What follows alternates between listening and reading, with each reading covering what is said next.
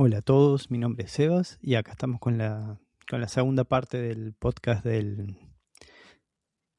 que nos vieron la cara. Después de haber hablado un poco de lo que vivimos, de la pandemia, de las medidas que se tomaron, de las cosas que se hicieron, las vacunas que se desarrollaron y sé que muchos de ustedes están un poco escépticos todavía al tema porque muchos creen que se dio en forma orgánica. Yo la verdad que empecé a leer, empecé a buscar, había cosas que no me cerraban, habían como historias que no me cerraban, fotografías, cosas que se repetían en diferentes lugares del mundo y empecé a investigar un poco de quién eran las caras visibles de la pandemia. Y ahí me topé con un personaje bastante siniestro, una persona bastante oscura. Eh, Él hoy en día, estuvo hasta hace poco, fue uno de los principales asesores de salud pública en Estados Unidos. Hubo un libro que se publicó hace no mucho tiempo que lo escribió Robert Kennedy Jr., que es el sobrino de Kennedy, del expresidente de Estados Unidos, el que le dispararon en la cabeza, el que lo mataron. Él escribió un libro que se llamaba así, The Real Anthony Fauci, Bill Gates, Big Pharma in the Global War on Democracy and Public Health. Es un libro donde les expone un poco quién es el personaje Fauci, y las cosas que había hecho un poco en el pasado y lo que estaba haciendo en el presente. ¿A qué me refiero con esto? Anthony Fauci es, es un médico inmunólogo estadounidense, nació por allá por el 40, y desde el año 84 hasta el 22 fue el director del Instituto Nacional de Alergia y Enfermedades Infecciosas, el NIAID. Fue asesor en Estados Unidos con el tema de la pandemia y con el VIH. Y de lo que se lo acusa a este personaje bastante oscuro es que en la época de los 80 y 90, como no había tratamientos para el SIDA en ese momento, se asoció con o sea, llamó a varias farmacéuticas para probar medicamentos, tratamientos contra el SIDA. En ese momento no había nadie pionero, no estaban los estudios como tan avanzados como para probarlos en humanos. Entonces él tuvo la magnífica idea de probar estos tratamientos en chicos, niños y adolescentes. Y uno se pregunta, ¿de dónde sacó estos niños y adolescentes? Bueno, eran huérfanos que estaban en casas de acogida o en orfanatos, y claro, como no tenían nadie que firme por ellos o a cargo, a él se le ocurrió la excelente idea de probar con ellos estos medicamentos. Y lo hizo durante años. Obviamente estos tratamientos nunca habían pasado por las etapas de laboratorio correspondiente y obviamente muchos tuvieron muchas consecuencias, desde leves, graves hasta mortales. Pero bueno, él siguió siendo el asesor, él siguió siendo el director. Eh, Nunca tuvo ningún problema con nada, nunca hubo ninguna causa, nadie se quejó. Los pusieron en este libro y él tampoco salió a decir que era mentira. Él usó el poder y manipuló en reiteradas ocasiones la investigación científica. ¿Por qué? Porque trabajaba en conjunto con las farmacéuticas. Hoy en día las farmacéuticas controlan casi toda la información. ¿Y a qué me refiero con esto? Hoy en día vos haces una investigación, un estudio por un medicamento. Y después tenés un tribunal que revisa este medicamento, que trabaja a su vez para alguna revista para alguna revista de investigación que certifica lo que vos estás escribiendo. Las farmacéuticas hoy en día financian a la revista, a los directores de las revistas, para que evalúen los estudios que ellos realizan. O sea que la ética y la moral no existe. Ellos mismos se autoaprueban sus medicamentos. Entonces hoy en día se hace muy difícil creer cuando te dicen que un medicamento es 100% lo que te dicen que es. Ahí es como que nace un poco la duda de todo lo que nos estaban diciendo. Este personaje sale con el típico cuento de la ciencia lo dice, y desde allí empezó a dar bajada al distanciamiento social, al uso de mascarillas, a usar la vacuna, que había que vacunarse, que había que ponerse el refuerzo, y otro refuerzo, y otro refuerzo, y otro refuerzo, mientras más mejor. Siendo que obviamente la vacuna era una tecnología nueva y que sabíamos que no estaba probada en humanos, que esa era la realidad. Era como que éramos conejitos de India, pero mientras más nos vacunábamos era mejor. La verdad que sin basarlo en ninguna ciencia ni nada, solamente porque a él se le ocurría, y se ve que los intereses que lo movían eran bastante grandes. Y vos me vas a decir, bueno, está bien, sí, se puede haber equivocado. Allá por los años 80, 90, usó niños para tratamientos contra el SIDA. Sí, fue malo también, fue terrible lo que hizo.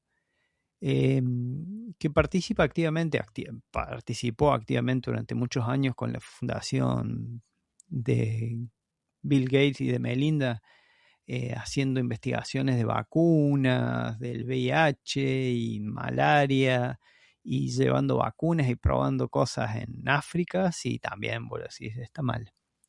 Pero si una persona realmente es inocente, no tendría por qué recibir un perdón del presidente. Joe Biden, antes de irse, antes de dejar el mandato de presidente de los Estados Unidos, le firmó un perdón. Un perdón significa que no puede ser procesado por nada desde el año 2014 en adelante. O sea, vos podés haber matado, podés haber violado, podés haber hecho lo que se te cantó a las ganas. Podrías haber lo peor de los crímenes.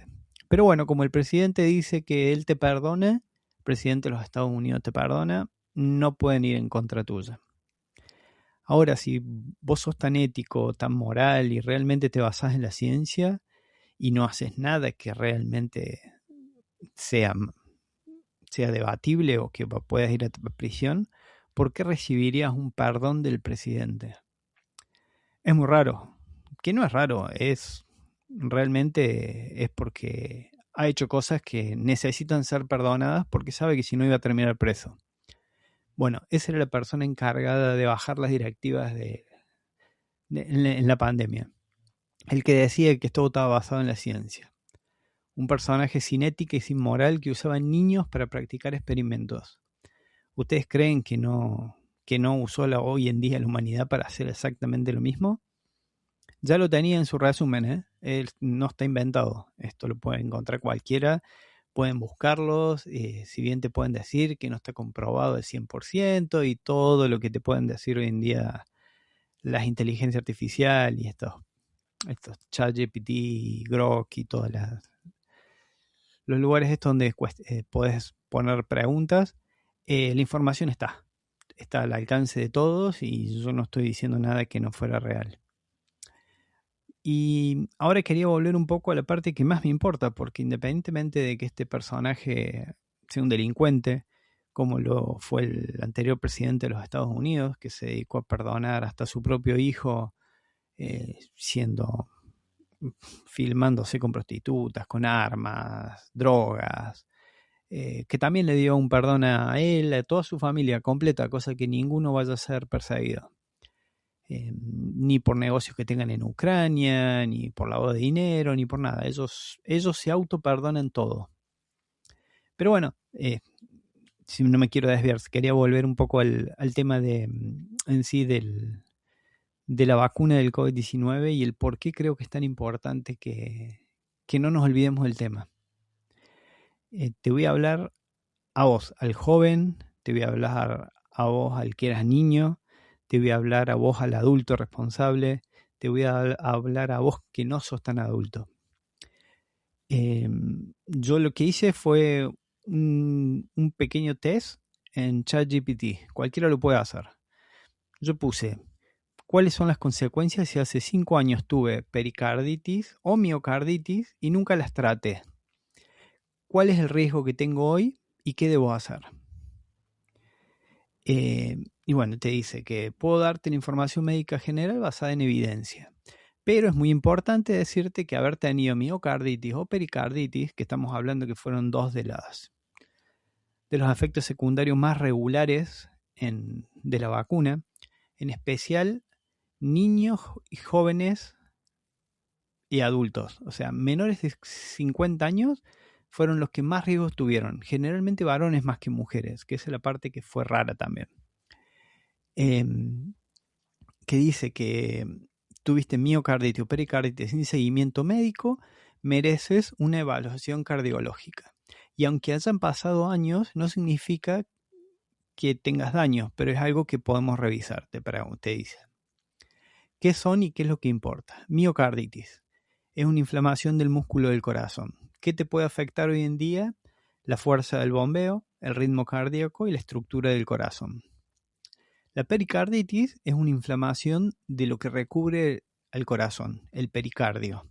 ¿Y qué te puede causar? Dolor torácico o acumulación de líquido alrededor del corazón. Ahora vamos. Si no se trataron, ¿qué podría pasar con los años? Los riesgos posibles incluyen debilidad en el corazón, puedes tener una miocardiopatía, que es una inflamación que pudo haber dejado cicatrices. Las posibles consecuencias en el tiempo son insuficiencia cardíaca, fatiga, falta de aire y menor tolerancia al ejercicio. Ahora, el punto 2. Arritmias, podrías tener arritmias. Son cicatrices en el músculo que pueden alterar la electricidad del corazón. ¿Qué te pueden provocar? Palpitaciones, mareos, desmayos, en casos raros, arritmias graves. Ahora, si tuviste pericarditis, ¿qué puede llegar a pasar? Bueno, en algunos casos el pericardio se vuelve rígido, se pone duro. ¿Y qué te puede causar? Hinchazón en las piernas, dificultad para respirar, presión en el pecho. Otra de las consecuencias puede ser derrame pericárdico, acumulación de líquido alrededor del corazón. Si es severo, puede interferir con el bombeo cardíaco. Y el quinto punto te dice que existe un riesgo cardiovascular aumentado. Algunas personas quedan con una inflamación o daño estructural que aumenta el riesgo a futuro. O sea que nos reduce el tiempo de vida. Te dice, ¿y qué estudios deberías considerar hoy? Bueno, generalmente un electrocardiograma, pero digamos, un ecocardiograma que evalúa la fuerza del corazón, la función de las válvulas y el líquido alrededor del corazón, una resonancia cardíaca, un análisis de sangre, un Holter, y bueno, esos son todos los tratamientos. Obviamente, siempre puede ser que si realmente tenés alguna de estas deficiencias y lo encontrás a tiempo, existen medicamentos para fortalecer el corazón, se pueden controlar las arritmias, se pueden tomar antiinflamatorios si obviamente no existe, si aún hay inflamación de lo que te pasó, realizar cambios en tu actividad física y se controla la presión y el estilo de vida.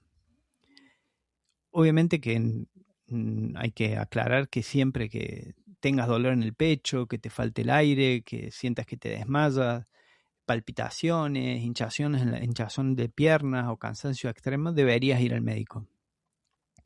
Ahora, lo que más me hace ruido, que me gustaría que sepas, independientemente de todo esto que te puede estar pasando, porque nadie está exento de haber tenido alguno de estos efectos secundarios, es que se han vacunado niños, bebés que no te van a decir qué es lo que sienten o qué es lo que sintieron en su momento, bebés que pueden acarrear la enfermedad y no lo saben, y vos lo tenés al lado y podés hacer algo por ellos.